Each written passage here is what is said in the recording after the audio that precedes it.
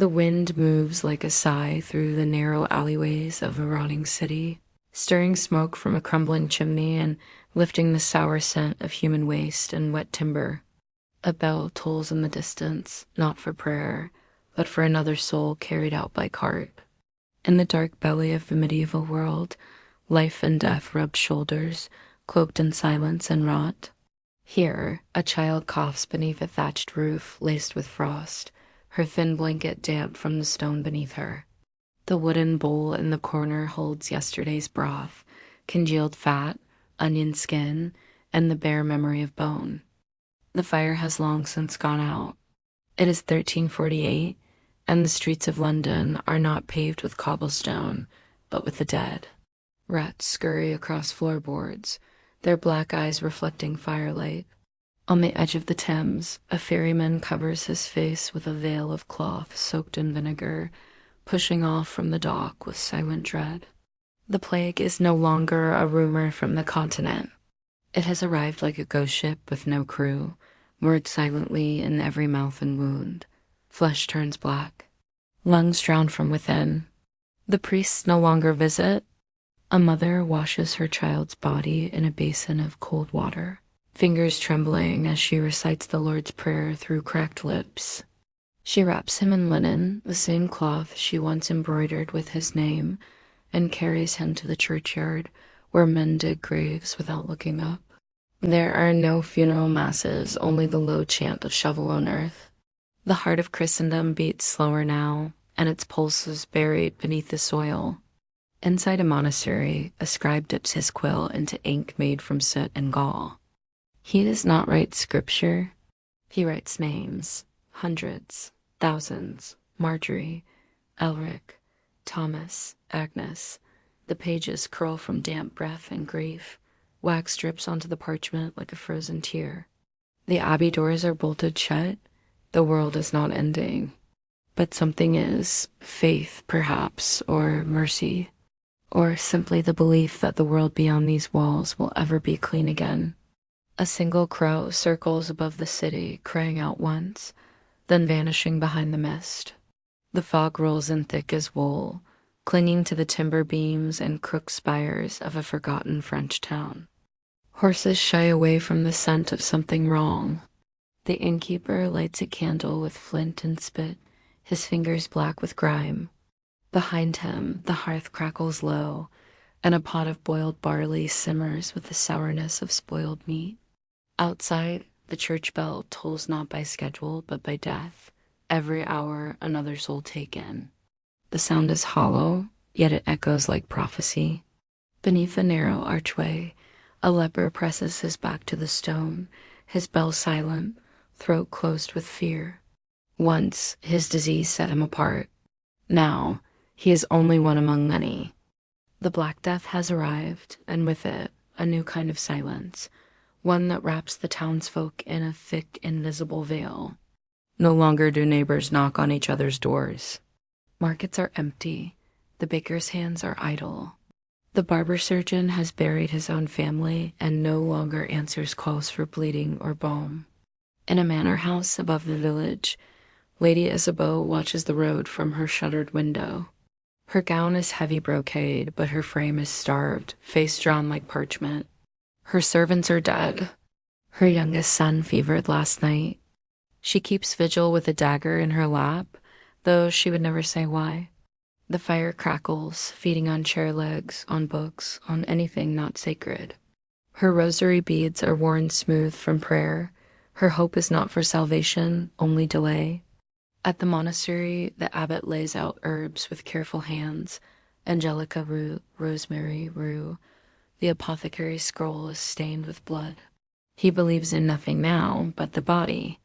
Nearby, the novices scrub their hands raw with vinegar, but it will not save them. Still, they sing matins in a cold chapel while the ceiling drips on their heads. God, they say, is still listening, somewhere. The heart of this age is not beating, it is festering. The disease is not just of the body, but of the soul, of faith, of all things trusted. And yet within the rot, something remains. A candle that won't go out, a child who still sings. A mother who buries her dead with tears, not haste. Above the fields, the mist parts just long enough to see a single white cross on a hill, untouched, unclaimed, waiting. The sky is low over the thatched rooftops, smudged with chimney soot and the ghost gray of winter. Chickens cluck in the frozen mud outside a hut where smoke leaks from the eaves. Inside, the walls weep moisture, and the rushes on the floor are slick with old blood and the grease of cooking. A woman squats by the hearth, blowing softly into a nest of embers. Her hands are cracked, nails black with soil. She is a midwife, and she is waiting for death or birth. Sometimes both arrive together. In this village, time moves slowly, dragged by hunger and cold. The reeve rides through the hamlet with his tally board, checking grain stores and livestock. He does not look at faces. He looks at mouths, how many mouths each household must feed and how many can no longer be justified. In the chapel, the priest delivers sermons in Latin to a flock that does not understand. They kneel anyway. The words are not meant to be understood, only endured. The heart of the village is the dung heap. The children play near it, the pigs root through it. From it rise the smells of rot, of urine, of cabbage turned sour. The physician, when he arrives from the town, wears a mask shaped like a bird's beak, stuffed with mint and juniper. He will not stay long. A girl named Anwin is missing. She was last seen gathering firewood near the edge of the forest. Her shawl was found snagged on a branch, still warm. The villagers do not speak of wolves or worse things, but at night the dogs howl, and the mothers clutch their children tighter. As night falls, the hearths burn low. Doors are barred not just against wind, but against whatever walks in the dark. The lord in the manor has posted no guards. He has taken his family and gone to the coast. In his absence, the steward hoards grain and speaks in whispers to the bailiff. And so the village waits for spring, for famine, for plague, for something better. The heart of it all beats on, heavy and hollow, like a drum made from skin and bone. On the edge of the forest, a single candle burns where none should be.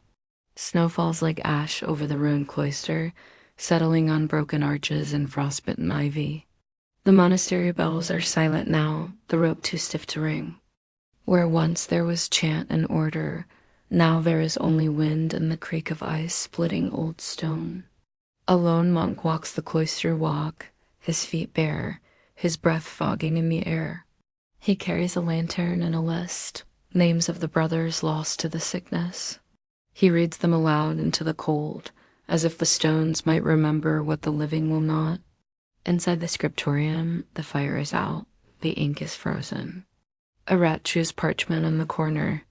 On the desk lies an unfinished illumination, a golden angel, half-painted, its wings dimmed by frost. Brother Alred died 2 nights ago, mid-sentence. His last breath was a psalm unfinished. The village below has been quarantined.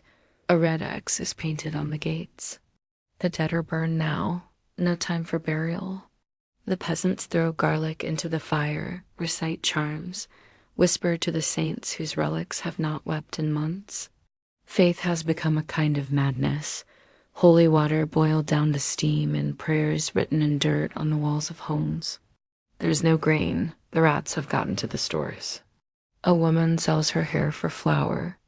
A boy steals a turnip and loses 2 fingers for it. The Lord's men no longer ride through the roads. The roads are mud and bones.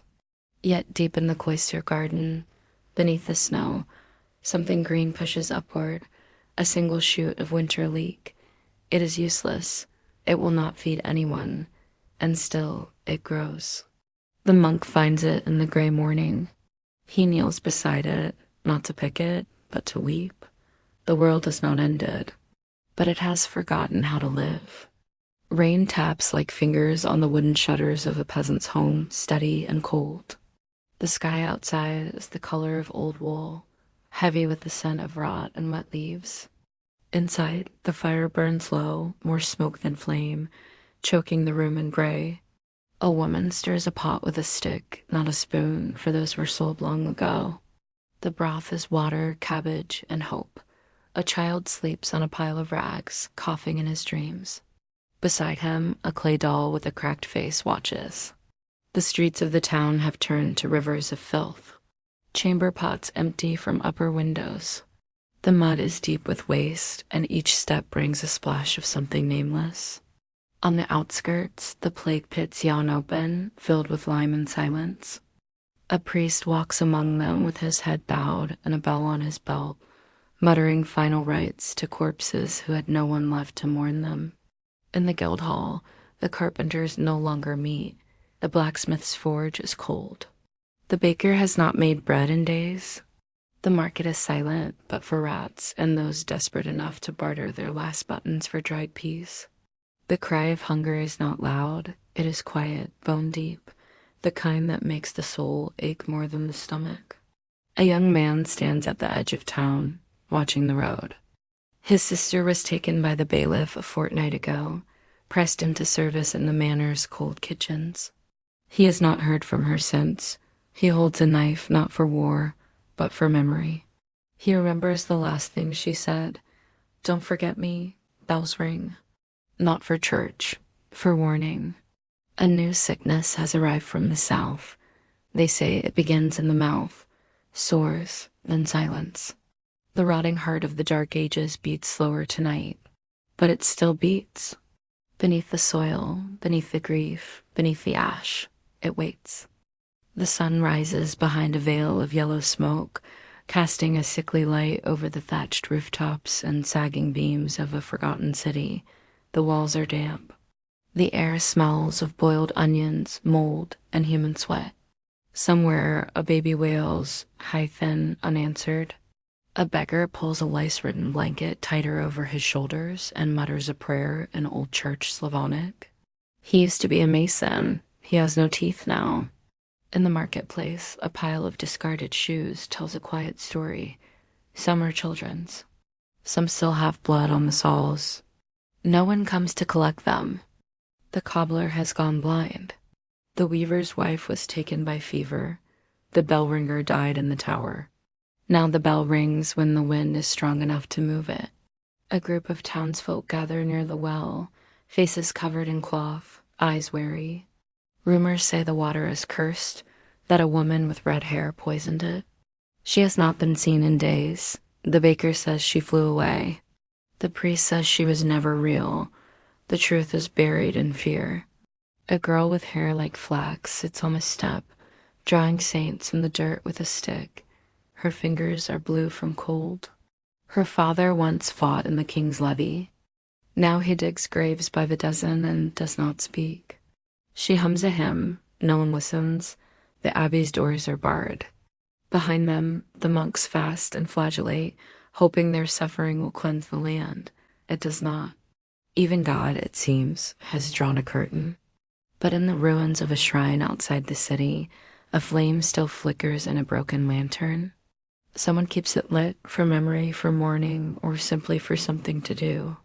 That light becomes a rumor. That rumor becomes a story. And so, even here, at the edge of despair, something stirs. Something refuses to die.